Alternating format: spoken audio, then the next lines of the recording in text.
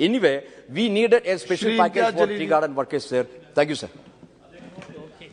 Supplementary demands के ऊपर आपने बोलने की मुझे इजाजत दी, इसका मतलब यह है कि आप सप्लीमेंट्री डिमांड्स के जरिए आप सरकार से पैसा मांग रहे हैं सरकार चलाने के लिए। मैं एक सवाल संसद से मांग रहे हैं। मैं एक सवाल फाइनेंस मिनिस्टर साहब से करना चाहता हूं, क्या इस देश के अंदर गरीबों के लिए, मिडिल क्लास के लिए और धन्ना सेठों के लिए अलग अलग कानून है? मैं आपको बताना चाहता हूं, अगर इम्तियाज जलील 50 लाख रुपए का अगर लोन लेता है और वो लोन डिफॉल्ट करता है तो बैंकों को ये इख्तियार है कि मेरा नाम, मेरे गारंटर का नाम, मैं जो प्रॉपर्टी मॉर्गेज कर रहा हूं उसका एडवर्टाइजमेंट अखबार के जरिए वो देकर मेरी प्रॉपर्टी सीज करते हैं और मुझे बदनाम करते हैं मैं 50 लाख रुपए का लोन लिया हूं।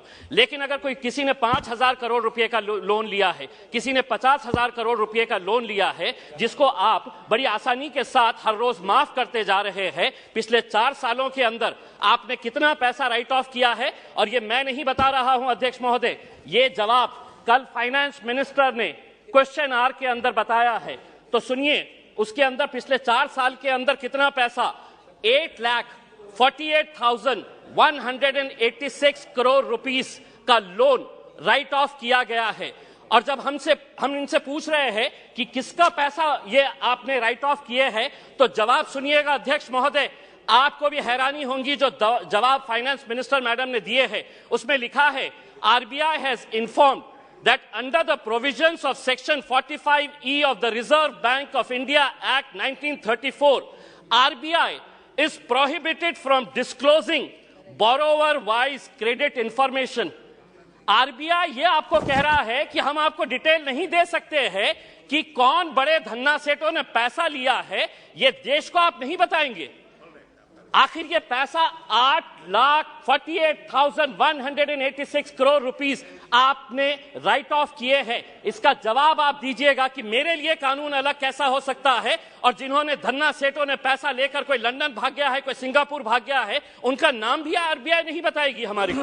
दूसरा ये है कि मैं अभी सुन रहा था जगदम्बिका पाल साहब को। पाल साहब सुनिए, आप किसानों के बारे में कह रहे थे। मैं जिस क्षेत्र से आता हूं, देश का एक छोटा सा एक शहर है, उस क्षेत्र के अंदर, महाराष्ट्र के अंदर मराठवाड़ा एक छोटा सा क्षेत्र है, उस क्षेत्र के अंदर जनवरी से लेकर नवंबर 2022 तक महज 11 महीनों के अंदर 940 किसानों ने आत्महत्या की है। मैं देश की बात नहीं कर रहा हूं, मैं सिर्फ मराठवाड़ा एक जो देश का एक छोटा सा हिस्सा है, कहीं ना कहीं आपकी कुछ नीतियां गलत हो रही है अध्यक्ष महोदय, कहीं ना कहीं आपकी नीतियां गलत हो रही है, वरना इन किसानों की मौत को आपने सिर्फ एक आंकड़ा बनाकर रख दिए है। 940 किसान अगर सिर्फ एक क्षेत्र से मर रहे हैं और ये कहते हैं कि नहीं हमने किसानों के लिए इतना किया है, तो क्या वजह है कि आज किसान अपनी जान दे रहा है?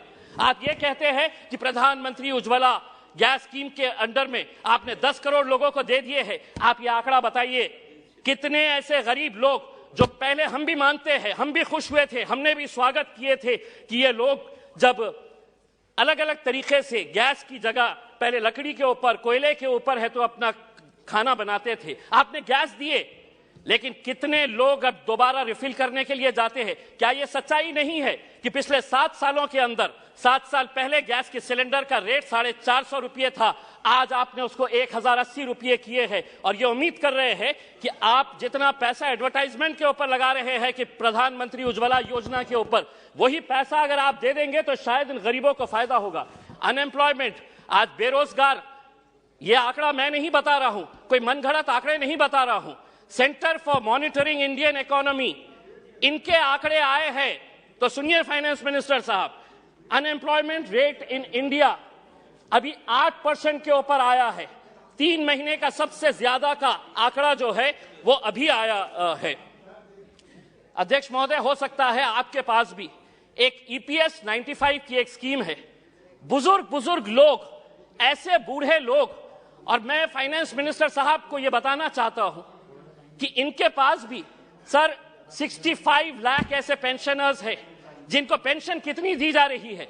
250 रुपये, 500 रुपये। फाइनेंस मिनिस्टर साहब से मैं इसलिए मुखातिब हो रहा हूं कि ये मेरे शहर से आते हैं।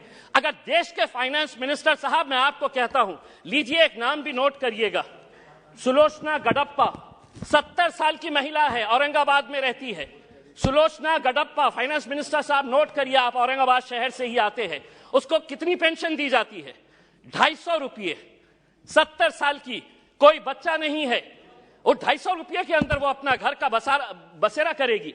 मेरा यह कहना है कि पेंशन स्कीम के अंदर आपके पास कितना पैसा है, वो पैसे से ईपीएस 95 के पिछले कई सालों से, और हर एमपी को इन लोगों ने खून से अपना लेटर लिखकर आपको निवेदन दिया है कि हमारे लिए कुछ तो भी करिएगा करके, आपके पास भी दिए हैं, आपकी भी फोटो छपी थी उसमें। दूसरा यह है कि आप ईएमआई के रेट्स तो बढ़ा रहे हैं, होम लोन का रेट बढ़ गया, व्हीकल लोन का रेट बढ़ गया, आप एफडी का रेट क्यों नहीं बढ़ा रहे हैं? क्या वजह है कि आप ये रेट्स के अंदर तो बड़ी आसानी के साथ फैसला ले लेते हैं, लेकिन एफडी का रेट जब बढ़ाने की बात आती है तो आप इसके अंदर कोई फैसला नहीं लेते हैं। आप एजुकेशन के लिए पैसा मांग रहे हैं। मैं ये कहना चाहता हूं अध्यक्ष महोदय, अगर स्कूल में टीचर नहीं, कॉलेज में लेक्चरर नहीं, और अगर अस्पताल के अंदर डॉक्टर नहीं, तो वो इमारतें किसी काम की नहीं है।